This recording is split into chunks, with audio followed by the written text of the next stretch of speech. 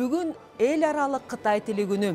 Көптөгөн мамлекеттер жыл сайын 20 апрелде ушул күндү белгилеп келишет. Ал эми биздин өлкөдө Улуттук тарых музейинде ушул күнгө карата чоң иш-чара өтүп жатат.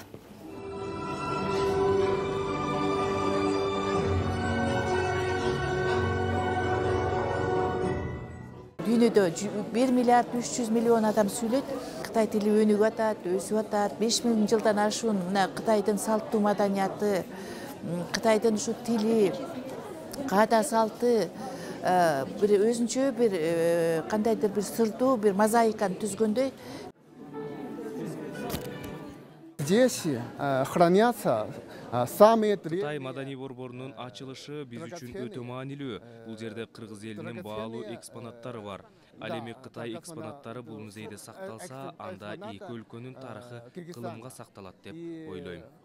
Иш-чаранын алкагында Кытайдын салттуу маданиятынын көргөзмөсү өтүп жатат. Бул жерде Кытайдын улуттук кийимдери, салттуу музыкалык аспаптар, чай церемониясы көрсөтүлдү. ada 旗袍，да. ada 汉服。 Көргөзмөдө Кытай сүрөт искусствосы жана каллиграфиясы көрсөтүлдү. Сүрөтчүлөр келген конокторго мастер-класс өтүштү.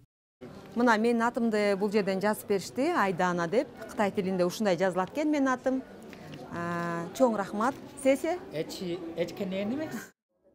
Адистердин айтымында мындай иш-чаралар Кыргыз-Кытай достугун бекемдеп, жаш муунга билим жолун ачып, окууга ашыктандырат. Быйыл биз көп иш-чараларды өткөрөбүз. Кытай маданиятын, ошондой эле кыргыз маданиятына да көңүл бурабыз. Ошонун негизинде бүгүнкү көргөзмө Улуттук тарых музейинде өтүп жатат. Урматтуу достор, бул жерде Кытай элдик дарылоо ыкмаларын көрсөңүздөр болот. Мына гуаша ташы менен укалоо жасап туруп, денени кызартат, андан соң банканы коюп туруп, бир нече оорудан арылса болот экен. Ал эми бул жерде иглотерапевт дарыгери тамырды кармап туруп эле диагнозду коет экен. Ал эми бул ыкма, бул эмне деген ыкма экен? Бул болсо полынь, бизде кыргызча эрмен деп коет экен. Бул полностью адамда могу жакта бир точка бар да. Байкуй деген точка. Анан бул болсо полностью организм иммунитетти көтөрөт. Суукту чыгарат, анан иң яңды дисбаланс кылат. Эже өзүңүздү кандай сезип жатасыз? Уже жакшы, бирок эми ысып калды окшойт башым.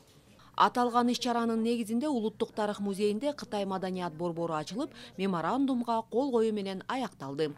Айдан Астамова, Кадыр Султаналиев, Замана студиясы.